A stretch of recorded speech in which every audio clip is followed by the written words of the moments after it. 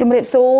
សួស្តីកូនៗទាំងអស់គ្នាអ្នកគ្រូឈ្មោះម៉ាផាឡាជាគ្រូបង្រៀននៅសាលាបឋមសិក្សាវត្តបូក្រុងសៀមរាបខេត្តសៀមរាបចាតើកូនៗទាំងអស់គ្នាសុខសប្បាយជាទេចាអ្នកគ្រូសុខសប្បាយជាធម្មតាទេដោយសារតែស្ថានភាពនៃជំងឺឆ្លង COVID-19 មិនទាន់បានបញ្ចប់នៅឡើយអញ្ចឹងកូនៗទាំងអស់គ្នាមិនបានទៅសិក្សានៅសាលាពេញលេញទេដូច្នេះហើយក្រសួងអប់រំយុវជននិងកីឡាបានបង្កើតនៅការបង្រៀនពីចម្ងាយដើម្បីឲ្យកូនៗបានសិក្សាបន្តទៀតចាដូច្នេះថ្ងៃនេះអ្នកគ្រូក៏មានសេចក្តីសប្បាយរីករាយខ្លាំងណាស់ដែរដែលបានវិលមកជួបកូនៗម្ដងទៀតចាដែលអ្នកគ្រូនឹងមកបង្រៀនមេរៀនជាបន្តបន្ទាប់ដូច្នេះកូនៗអាចចូលរៀនជាមួយអ្នកគ្រូតាមបណ្ដាញទូរទស្សន៍ជាតិកម្ពុជាចាគេហទំព័ររបស់ក្រសួងអប់រំយុវជននិងកីឡាចាបណ្ដាញផ្សព្វផ្សាយនានាទៀតដែលនៅក្នុងតំបន់របស់កូនៗមានចាអញ្ចឹង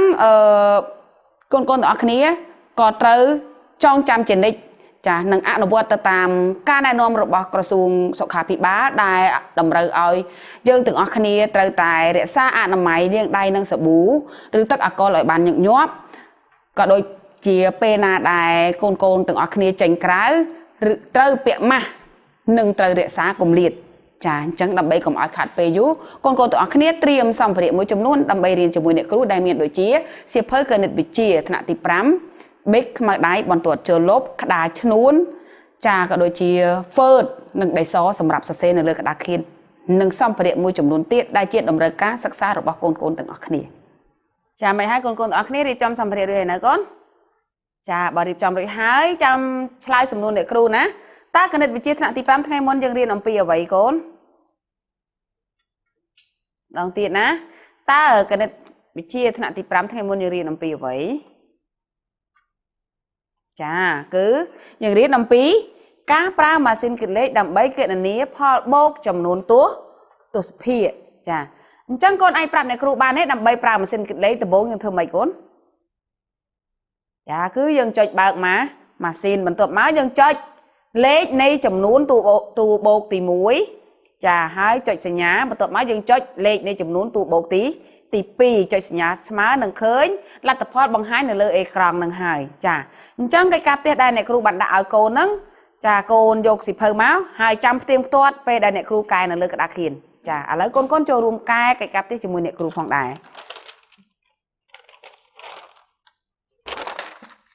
ចា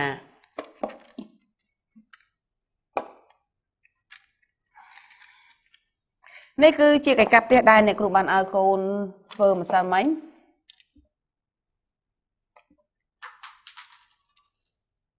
គឺឲ្យកូនទាំងអស់គ្នាចាបំពេញផលបូកដោយប្រើម៉ាស៊ីនគិតលេខចាអញ្ចឹងលំហាត់ចូលបំពេញផលបូកក្នុងប្រអប់នេះចាក504បូកនឹង16សំទោសគឺ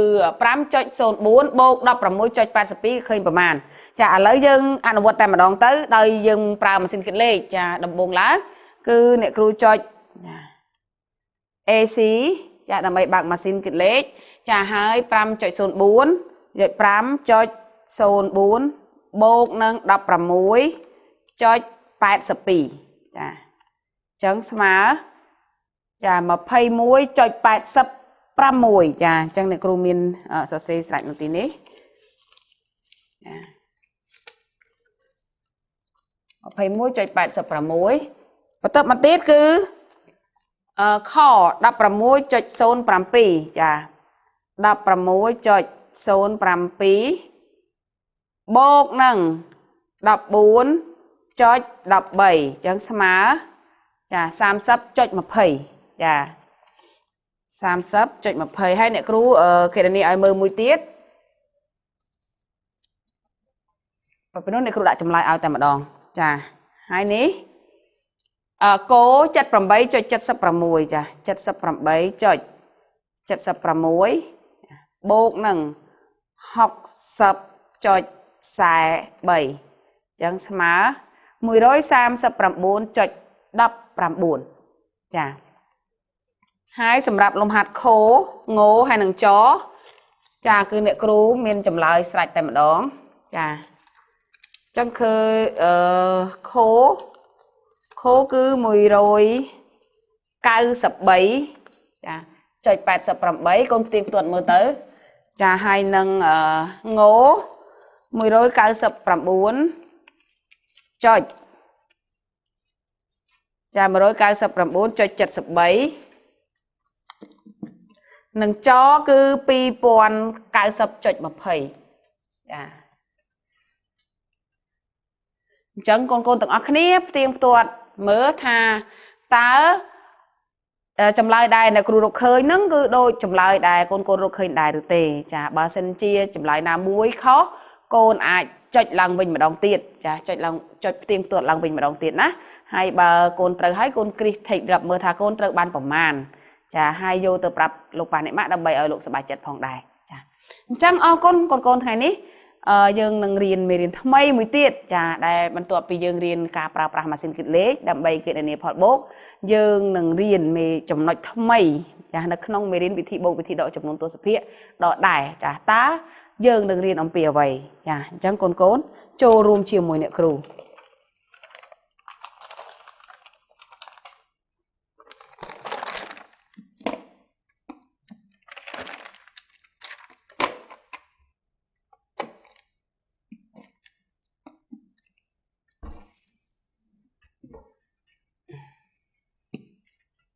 chà tỏ an chấm nói chơi mê riêng kiện nét bịch chia nặng tì pram mê riêng tì pram 4 vị thị bố vị thị độ chấm nôn tốt hiện chấm nói để dương trời riêng cả độ chấm nôn tốt hiện tam tùm rongប្រភេទ siêu phơi sát tùm po 56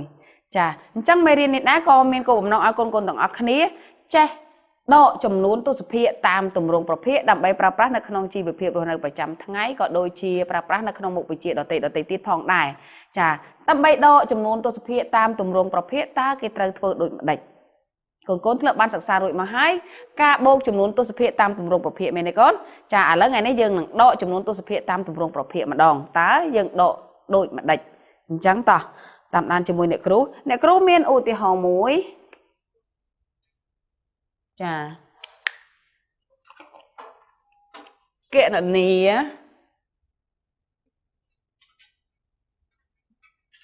តម្លៃ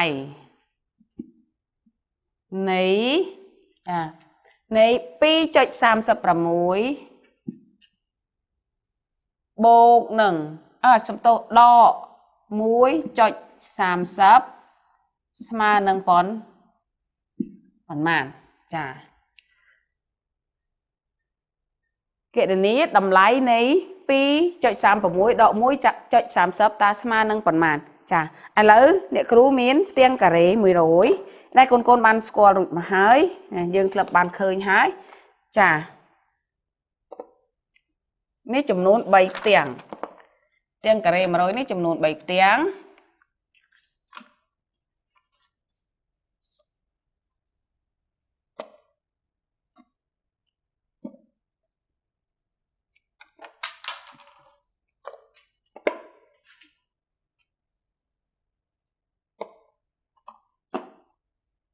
ផ្ទាំងការ៉េ 3 ផ្ទាំងនេះដែលមួយផ្ទាំងដែលអ្នកគ្រូផាត់ពណ៌ក្រហមបិទពណ៌ក្រហមយកទាំងអស់នេះគឺស្មើនឹងមួយឯកតាអញ្ចឹងមួយឯកតាពីរឯកតានេះពីរឯកតាលើសចាអត់ដល់3ឯកតាទេហើយក្នុងមួយផ្ទាំងនេះគឺអ្នកគ្រូបែងចែកជា100ការ៉េតូចប៉ុនគ្នាចា100ដូចគ្នាចាអញ្ចឹងខាងនេះក៏100ដូចគ្នាដែរអញ្ចឹងបើសិនជាយើងសរសេរជាចំនួនទស្សភាគចាគឺផ្ទាំងការ៉េនេះគឺស្មើនឹងប៉ុន្មានកូនចា 2.35 6មែនទេ1 2ចានេះ10 20 30 31 32 33 34 35 35 1អញ្ចឹងយើងសរសេរជាចំនួនទស្សភាគគឺដូចនៅឧទាហរណ៍ដែលយើងឲ្យ 2.36 ចាអញ្ចឹងបើយើងសរសេរវាជាទៅជាប្រភេទតើស្មើប៉ុន្មានកូនចាខាងនេះ100 200 235 1ចា236 ភាគ 1 100ចាអញ្ចឹងបើយើងសរសេរជាប្រភេទចំនួនទស្សភាគគឺ 2.36 ហើយបើ សរសេរជាប្រភេទគឺ236ភាគ1 100ចាអញ្ចឹងនៅក្នុងនេះដែរអ្នកគ្រូនឹងដក 1.30 ចេញមានន័យថាអ្នកគ្រូឆោតយកចា 1.30 តើអ្នកគ្រូឆោតកន្លែងណាចាឥឡូវយើងមើលទៀតមកអញ្ចឹងកន្លែងនេះអ្នកគ្រូប្រាប់ឲ្យគឺ36កូនក៏រកឃើញតែ36អញ្ចឹងអ្នកគ្រូឆោតយក30ពីកន្លែងនេះមួយចាអញ្ចឹង30ឆោតយកហើយចាកន្លែងនេះអ្នកគ្រូឆោតយកទាំងអស់តែម្ដងមានន័យថាឥឡូវកន្លែងនេះអ្នកគ្រូយកទាំងអស់ហើយមួយឯកតានេះអ្នកគ្រូយកទាំងអស់អញ្ចឹងបើយើងជាសរសេរជាចំនួនទស្សភាគផ្នែកឆោតនេះចេញគឺ 1.30 មែនទេកូនចា1ចា10 20 30ចាមានន័យថា 1.30 អញ្ចឹង 1.30 នេះបើយើងសរសេរជាប្រភេទបានប្រមាណចាខាងនេះគឺ100ខាងនេះបូក30មានន័យថា130ភាគ100ចាអញ្ចឹងយើងបាន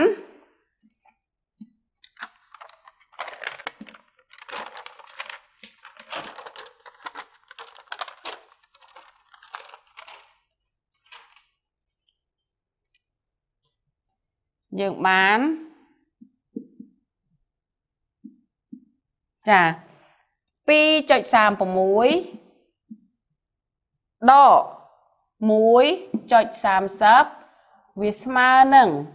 236ភាគ100ដក130ភាគ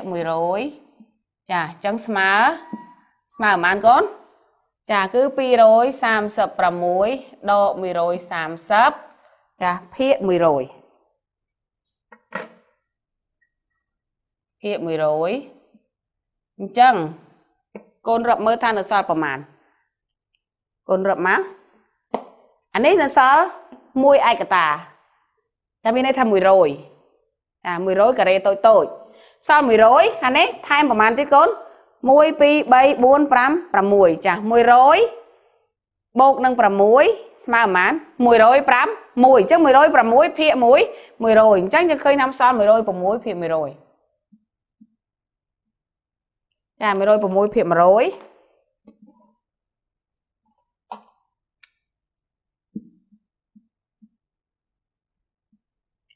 ចាហើយស្មើនឹងប្រមាណបើយើងសរសេរទៅជាចំនួនទស្សភាគចាគឺ 1.051 ចា 1.051 ចាអញ្ចឹងដូចនេះ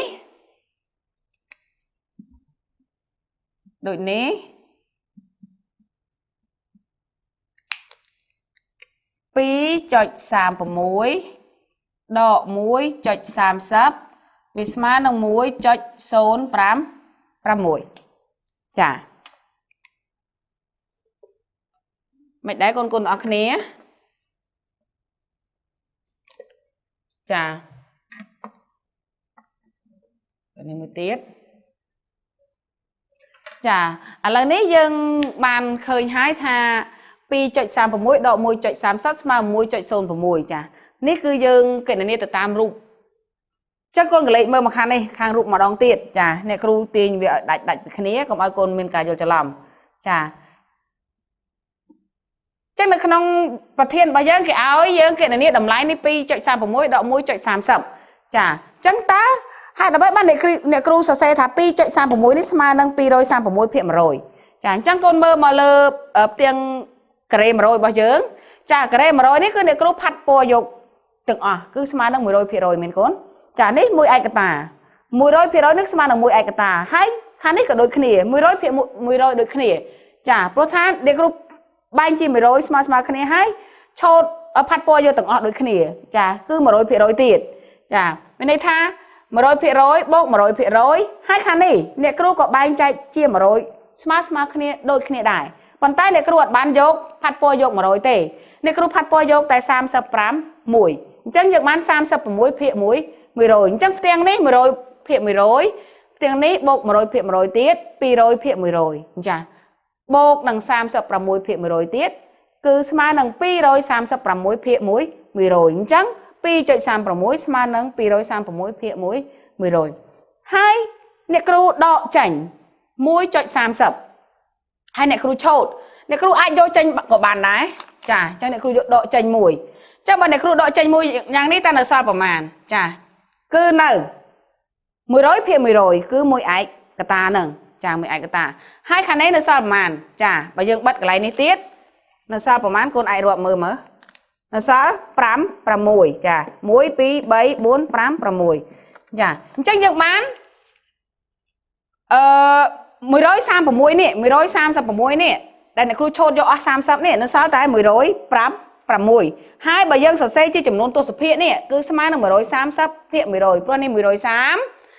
អ្នកគ្រូដកចេញនេះ130 100ចា100បូកនឹង36នេះបូកនឹង30ដែលអ្នកគ្រូឆូតនេះចាគឺ130ភាគប្រមាណកូនចាគឺភាគ1 100 100ភាគ 100 30ភាគ 100គឺឃើញ130ភាគ1 100នេះ130ភាគ 100ចាហើយនៅសល់ប្រមាណបើយើងដកចេញមកនៅសល់ប្រមាណដោយអ្នកគ្រូបានប្រាប់មិញនៅសល់ប្រមាណគឺនៅសល់106នេះភាគ1 100នេះ106ភាគ 100ស្មើនឹង 1.05 មួយឯកតាបូកនឹង 0.6 គឺ 1.056 ចាមិនដែរកូនទាំងអស់គ្នាយល់ហើយនៅចាចឹងបើយល់ហើយអ្នកគ្រូក៏សូមបន្តទៅទៀតយើងមានឧទាហរណ៍ទី2បន្តទៀតគ្រូបិទទៅវិញ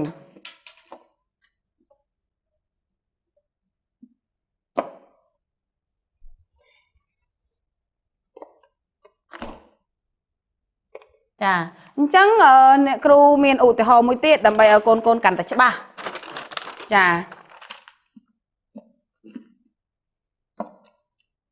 ឧទាហរណ៍ទី2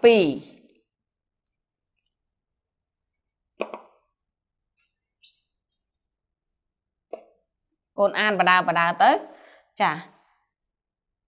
តោះអ្នកគ្រូទុកពេលឲ្យកូនអានមួយផ្លេតហើយបន្ទាប់មកយើងនឹងអានជាមួយគ្នា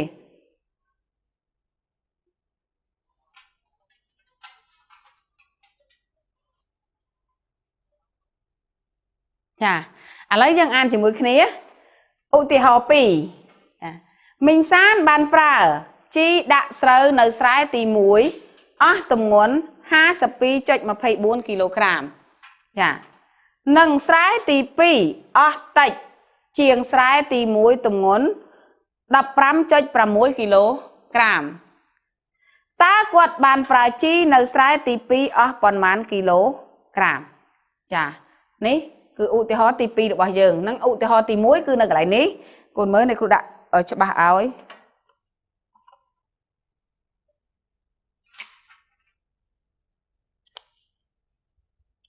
ដាក់ឧទាហរណ៍ទី1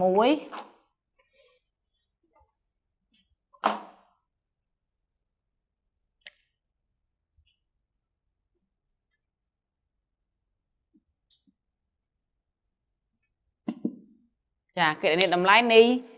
ចំនួនខាងក្រោមចាអញ្ចឹងកូនបានអានរួចហើយមែនទេកូន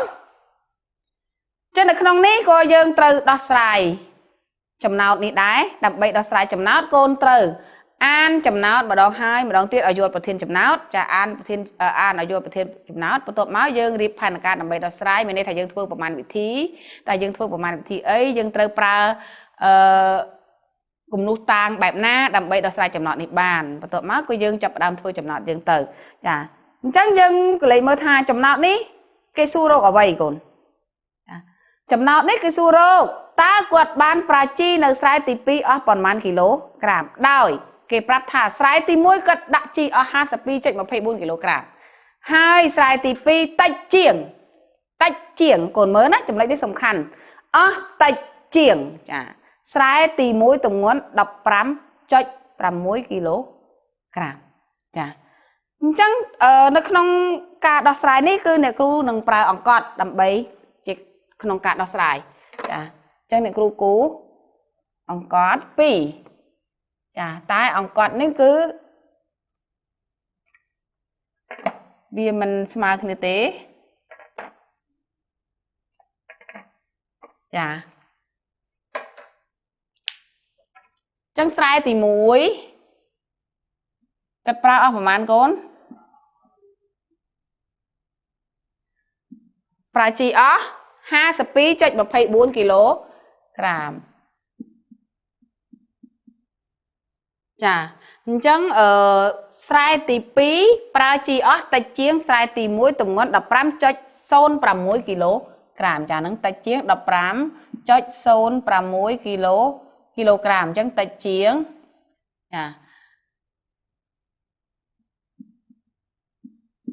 នេះស្រែទី2ចាអញ្ចឹងកន្លែងដែលយើងត្រូវរកគឺកន្លែងនេះតើកន្លែងនេះអស់ប្រមាណគីឡូក្រាមចា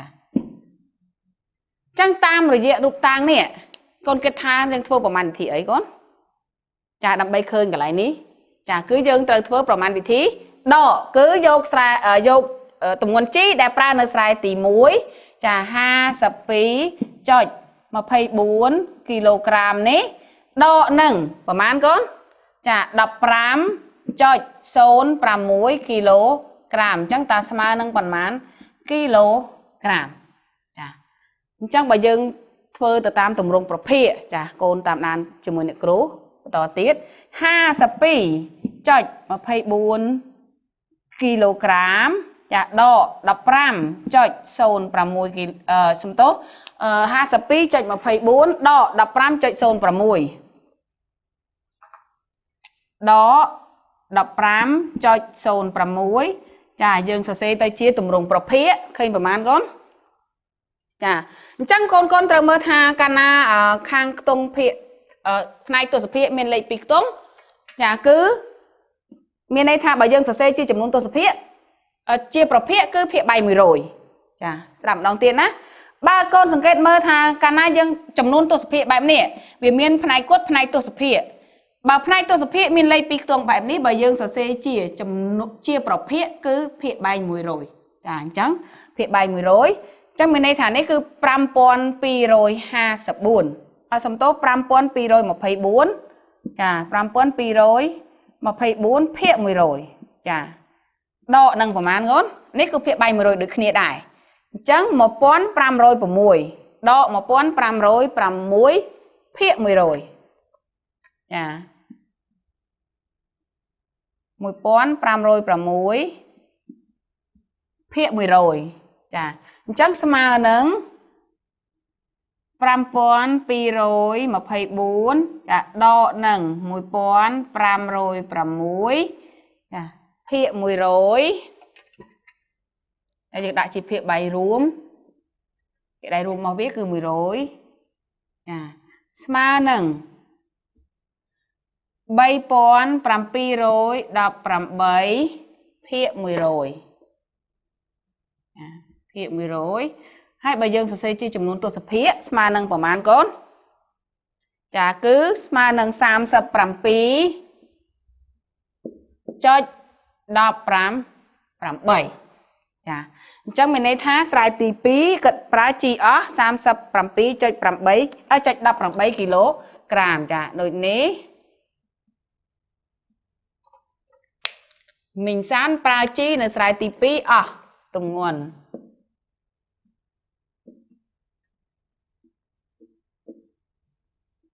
ប្រើជីនៅស្រែទី2អស់ទម្ងន់ 37.18 គីឡូក្រាមចា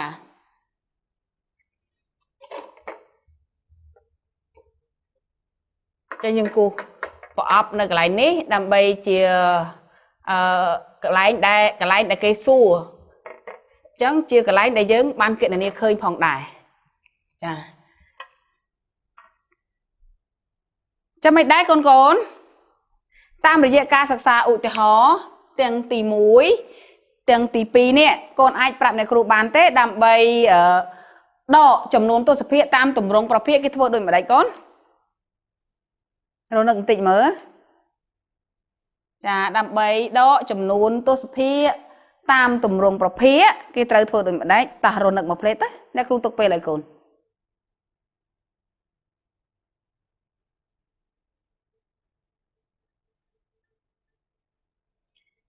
Chà, ở con ná, đầm bay đọ chấm nôn tô sập tam tầm rồng bọc phê thì mỗi cứ dân phở mấy con, dân mớ, dân sờ xe chấm nôn tô sập nó ai tay chỉ ấy ghé con, chà cứ ai tay chết tầm rồng bọc phê, bắt tụi má dân thơ mấy, chà dân đó phê dâu nông phê dâu khai biệt bánh, để sáng tục nợ đó, đọ đài chà, chẳng để kêu có ban miền phải nhát sầm rập bằng hành cồn đá.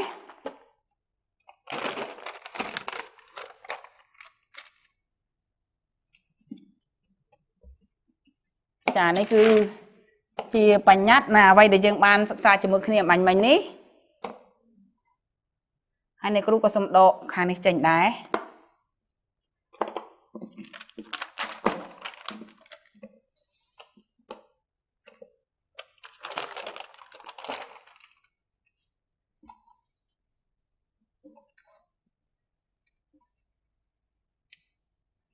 tỏ lấy dân an bánh nhát cho một khía bánh nhát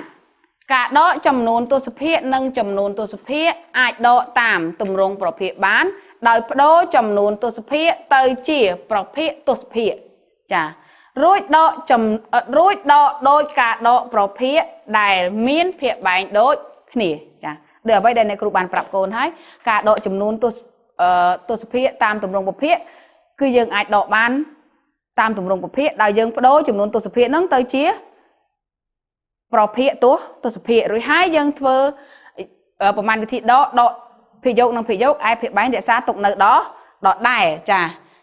chắc là bây giờ cần là chắc bác còn này có miên lồng hát ở con thưa hai con vô cả đà chân uốn máu chà dân thưa lồng hát là lơ cả đà chân uốn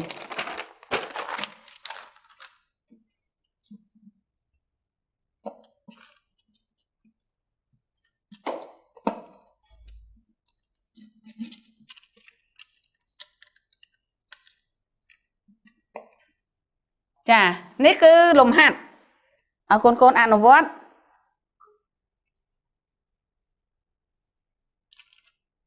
lồng hạt cái là nia hoạt đó tam tầm rong pro phê có xôn cho chật sập pram đọ xôn cho một phay pram khò đập pram muối cho xôn pram pi đọ pram muối cho cài sập bún cổ bát pram pi cho học sập pram bún đọ ha sập pram bún cho một phay pram muối chà lấy con phơi lồng hạt ní nơi lơ cả đá chân uốn cọ bán nơi lơ xịt hơi cọ bàn đài chả lấy này cứ tục về là cốn chắp đàm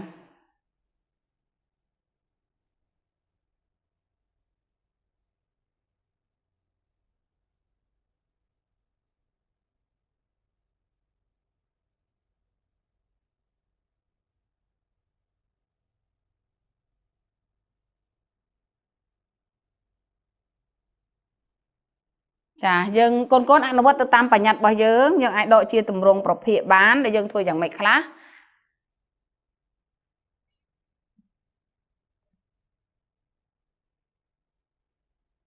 chà cho con tặng ác khné lấy con cho rúm ăn nó vớt lồng hạt đấy chỉ môi nè kêu đầm bay con bạc cát tha con thôi ban trơ rư cò dạng nào nốt chà dân nâng thôi chỉ môi khné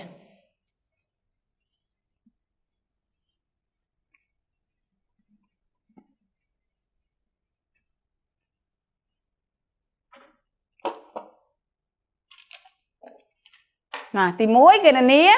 phật đó tam tầm rong bọc phệ chà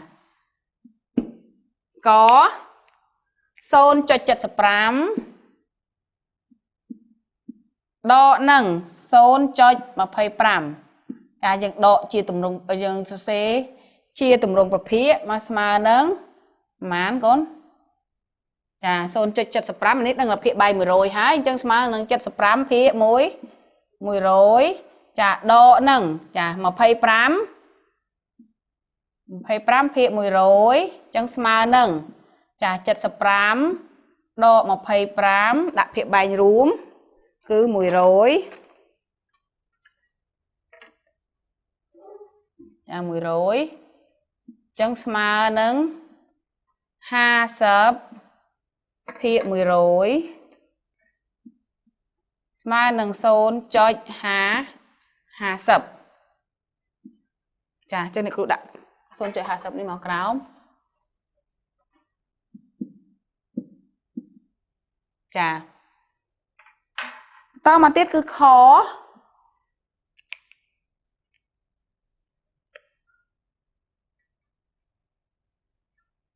khó chà đập ra muối chạy xôn pram pi đập ra muối chạy xôn pram pi đọ nằng pram muối chạy cao sập buồn chà dương đôi tay chia tùng rồng bạc phía cứ mùi pon pram muối rồi pram pi phía mùi rồi chà đọ nằng pram muối rồi cao sập buồn phía mùi rồi chẳng smà nâng mùi pon pram muối rồi pram pi đọ nâng pram muối rồi cao sập buồn phía mùi rồi smà chà dương thưaประมาณ วิธี đọ máu chà mùi pon pram muối rồi pram pi đọ nâng pram muối rồi cao sập buồn chà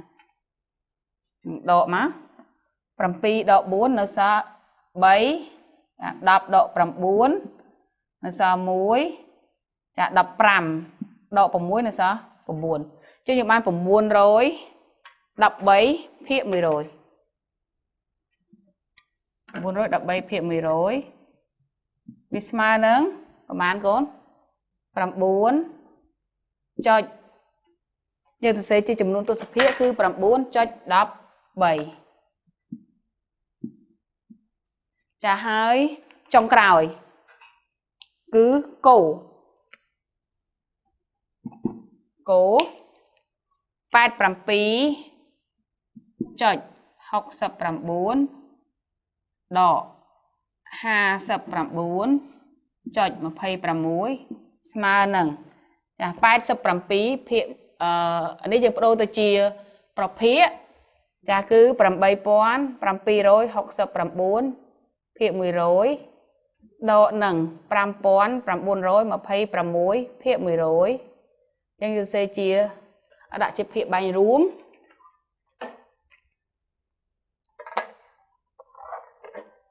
8,769 ដក 5,926 ភាគ 100 ស្មើនឹងប៉ុន្មានហើយយើងដកមក 8,769 ដក 5,926 9 ដក 6 នៅសល់ 3 6 ដក 2 នៅសល់ 4 7 ដក 9 អត់បានទេខ្ចីគេនៅសល់ 7 19 ដក 17 ដក 9 នៅសល់ 8 ចា 7 ដក 5 នៅសល់ 2 អញ្ចឹងយើងឃើញ 2,843 ភាគ 100 ស្មើនឹង 28.43 មិនដែរកូនទៀងទាត់មើលតើត្រឹមត្រូវទេចាចឹងជាចុងក្រោយអ្នកគ្រូក៏មានកិច្ចការផ្ទះចាឲ្យកូនអនុវត្តនៅផ្ទះបន្ថែមទៀតដើម្បីពង្រឹងនៅមេរៀនរបស់យើងបន្ថែមទៀតចាកូនមើលទៅនេះគឺជាកិច្ចការផ្ទះរបស់យើងដាក់ខាងនេះកុំឲ្យបាំងទៅនោះ